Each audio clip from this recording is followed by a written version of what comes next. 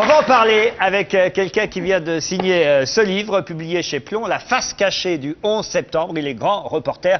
Je vous demande d'accueillir Éric Laurent.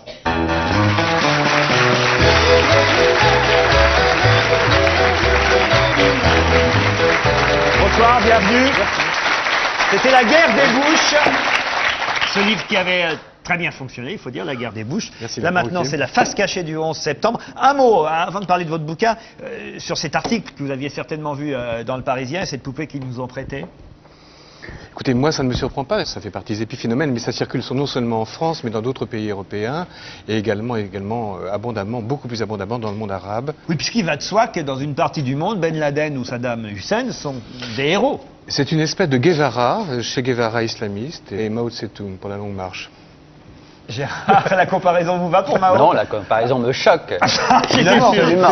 Mao a aidé à la libération de son peuple, quels que soient par ailleurs les erreurs ou les crimes. À propos de Bin Laden, pourquoi ils n'ont pas retrouvé les Américains? C'est toute l'ambiguïté en fait. Moi ce qui m'a fasciné dans l'enquête autour du 11 septembre, c'est que à l'issue, au terme de cette enquête, j'avais le sentiment vraiment d'être arrivé dans une situation un peu semblable à celle de l'assassinat de Kennedy. L'assassinat de Kennedy reste encore aujourd'hui, 40 ans après, un mystère totalement entouré de mensonges. Et quand on regarde effectivement le 11 septembre, quand on analyse, quand on fouille les détails autour du 11 septembre, non pas la tragédie elle-même, mais tout ce qui l'entoure, on s'aperçoit qu'il y a une série en effet donc de mensonges entourés de mystères. Bon, Ben Laden d'ailleurs, c'est pas qu'il le trouve pas, c'est qu'il se rappelle plus où ils l'ont caché. Non, mais il y a une chose. Ça, c'est votre thèse. Pour raccourcir le... Pour Vous êtes d'accord avec ça? Non, mais il y a une chose tout à fait étonnante en ce qui concerne Bin Laden. J'ai feuilleté donc l'affiche. Il fait partie des 10 hommes les plus recherchés par le FBI, bien entendu. Mais quand on regarde l'ensemble de sa fiche, on s'aperçoit qu'il est recherché pour des attentats en dehors du territoire américain, sur des citoyens américains en dehors du territoire des États-Unis. J'étais quand même très surpris. Il n'y avait rien concernant le 11 septembre. Donc je me suis dit, la fiche n'est pas à jour.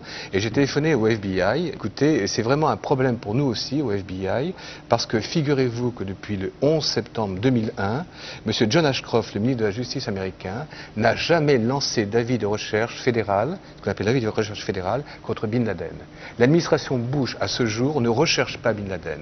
Annie Lemoine, vous avez lu La face cachée du 11 septembre. Ça se lit comme un polar, c'est étayé par des faits et ça donne froid dans le dos. Pendant toute la lecture de votre livre, moi j'ai pensé aux victimes, j'ai pensé à ceux qu'on voyait agiter des serviettes blanches en haut des tours, à cette femme qui laissait des messages. Bref, ce sont plus des victimes à vous lire, ce sont des sacrifiés.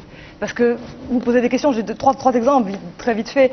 Pourquoi est-ce qu'il y a des gens qui ont pris un tel bénéfice sur les actions des compagnies aériennes à la veille de l'attentat? Oui, il y a eu un délit d'initié. Voilà. Pourquoi il n'y a plus les vidéos de l'embarquement des pirates de l'air? Pourquoi les avions de chasse américains qui pouvaient intercepter les avions qui se crachaient sur les tours ne l'ont-ils pas fait? Ils en avaient les moyens apparemment techniques. Bon. Alors vous ressortez de la lecture de ce livre avec une seule question, c'est pourquoi les Américains ont laissé faire le 11 septembre? La vraie question, en effet, c'est pourquoi y a-t-il en effet ce nombre de mystères autour du 11 septembre. D'abord, tout commence en effet, vous avez raison, avec ce délit d'initié énorme. C'est-à-dire que dans les jours qui précèdent donc les attentats, il y a en effet des spéculations. Donc à la baisse, on achète massivement des actions, mais des deux compagnies aériennes dont les avions vont être détournés, c'est-à-dire United Airlines et American Airlines. Pas d'autres compagnies, rien du tout. Et les profits réalisés vont être gigantesques. Et en enquêtant, j'ai découvert que, c'est ça aussi le plus troublant, qu'une partie en effet donc de ces opérations était effectuée par une banque américaine, qui est une banque d'affaires extrêmement importante. Et figurez-vous, savez-vous qui est maintenant, effectivement, ou qui était plutôt le directeur de cette banque? Eh bien, il est devenu, juste avant le 11 septembre, le numéro 3 de la CIA. Et il était au sein de la CIA chargé justement de la surveillance des marchés.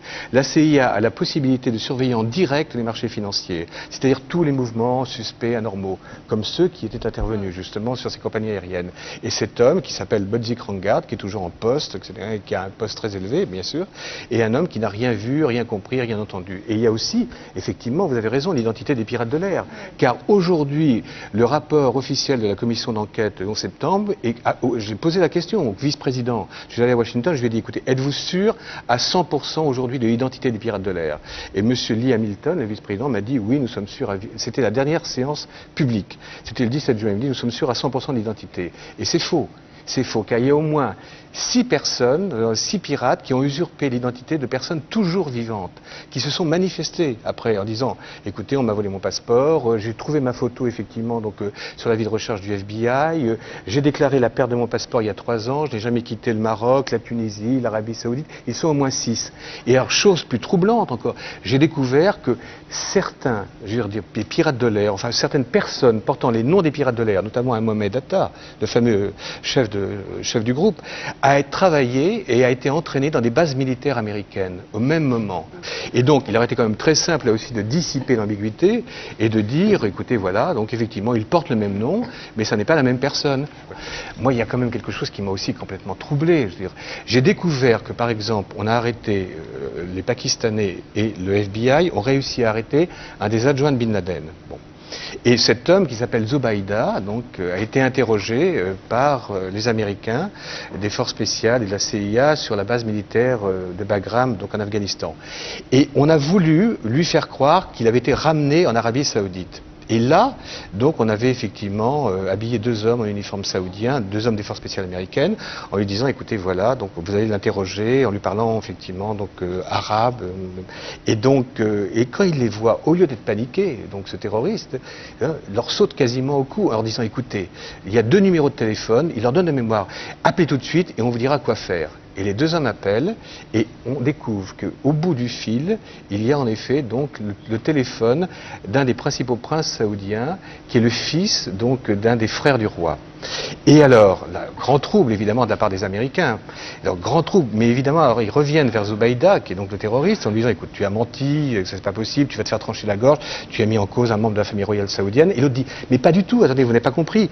Il n'y a pas seulement lui. Et il commence pendant 10 minutes une confession qui va laisser les Américains, mais totalement, évidemment, pantois. C'est-à-dire, il révèle les noms de 3 autres princes, et la chose étonnante, silence complet, aucune intervention de la Maison-Blanche auprès de la famille royale saoudienne. Et le plus étonnant, 4 mois plus tard, ces princes disparaissent les uns après les autres en l'espace d'une semaine. Le fameux prince incriminé, donc le prince qui s'appelle Fahd Salman, et crise cardiaque, 43 ans, crise cardiaque inexpliquée.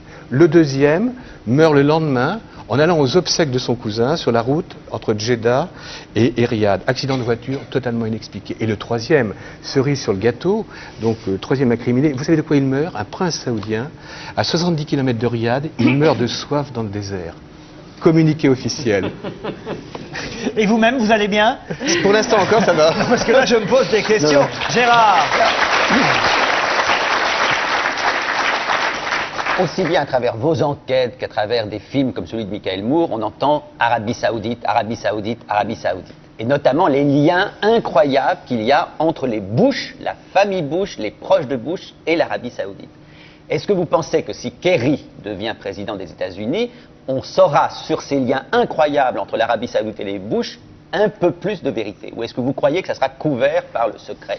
Je redoute qu'en effet la démocratie américaine soit aujourd'hui terriblement ébréchée. Je veux dire, on est arrivé dans une relation de consanguinité en termes de relations d'affaires entre une famille régnante aux États-Unis, la famille Bush, et une famille régnante en Arabie Saoudite, qui sont sans précédent dans l'histoire américaine. Mais je pense que Kerry, d'une autre manière, de manière moins cynique, probablement fait aussi partie de cet establishment. Vous savez. Bien sûr, complètement. Oh non. Ah si, mais bien sûr, absolument. Il y a pas non, et Jospin, quand même, il est honnête, lui, franchement. Et l'abbé Pierre. Isabelle, C'est pour ça qu'il est plus là. ça vous a intéressé? Ah bah moi, je pensais que ça m'intéresserait pas, mais franchement, c'est haletant. D'abord, c'est hyper bien écrit. Merci. Mais alors, Dallas à côté, c'est de la gnognotte. Hein. Il se passe plein de trucs que j'ai un peu oubliés parce que je me demande si je suis pas un peu con parfois, mais bon, bref. Et toi, ça va. Et donc, et puis surtout que les cassettes vidéo des apparitions de Ben Laden ont été trafiquées aussi. Elles sont pas dans leur intégrité. Oui, j'ai découvert en effet que les cassettes vidéo avaient été la première, enfin celle qui était censée prouver justement la responsabilité directe de Bin Laden dans les attentats, a été, on le sait aujourd'hui, manipulée par les Américains. Christophe, pour conclure. Moi, je l'ai lu, ce bouquin, c'est qu'on devrait donner aux écoles maternelles, aux écoles primaires et un peu partout. C'est moi, cette thèse-là, de toute façon, c'est pas que j'y crois, mais il suffit d'ouvrir les yeux pour regarder la vérité en face. Et voilà, je vais être cynique, mais moi, quand j'ai lu ce bouquin-là, je n'ai pas pensé aux personnes qui sautaient, aux personnes qui venaient ici. Il ne faut pas y penser aux victimes. Si on y pense, on est foutu. Pendant combien de temps est-ce qu'on va rester dans la position de la minute de silence en regardant nos pompes et en fermant les yeux alors qu'il faut relever la tête et les ouvrir? Quand on parlait tout à l'heure, mais il y a d'autres trucs, le Mola Omar qui s'enfuit en mobilette, ça c'est très drôle. Les délires sur les grottes de Tora Bora où on nous a vendu ça avec un bunker, avec un bunker, oh, tout était installé. Vous y êtes allé, vous les avez visités. Je suis allé à Tora Bora. C'est des recoins qui sentent la pisse. Mais exactement. On est dans une situation et dans une époque où on ment. Mais je veux dire, il y a une espèce de... La communication a remplacé l'information, notamment la communication politique. Et jamais, en effet, la possibilité de travestir la réalité, la vérité n'a été aussi grande. Et ça, c'est quand même extrêmement choquant. Ce sera le mot de la fin, c'est signé Éric Laurent, La face cachée du 11 septembre, c'est chez Plomb. Merci. Merci Laurent. Merci.